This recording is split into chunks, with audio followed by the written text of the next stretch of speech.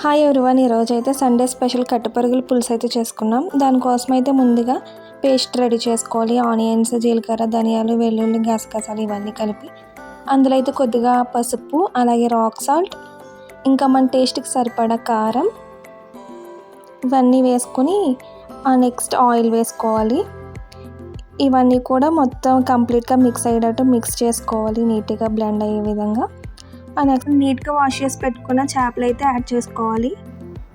Next పచ్చిమిర్చి, కరివేపాకు, అలా బెండకాయలు ఇవన్నీ యాడ్ చేసుకుని మొత్తం ఆ చేపలకి పట్టే విధంగా మిక్స్ చేసుకోవాలన్నమాట. నెక్స్ట్ వాటర్ కూడా యాడ్ చేసుకోవాలి.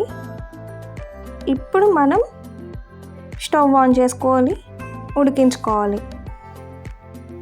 ఈ విధంగా ఉడికించుకోవాలి. కూర అనేది దగ్గరికి వచ్చిన తర్వాత చింతపండు రసం వేసుకోవాలి. మొత్తం కూర అనేది ఉడుకుతుంది అనమాట. ఇప్పుడు ఆయిల్ అనేది పైకి వచ్చింది చూసారు. ఇప్పుడు కూర అనేది కంప్లీట్ అయిపోయినట్టు. ఈరోజైతే కర్రీ చాలా టేస్టీగా వచ్చింది. Thanks for watching.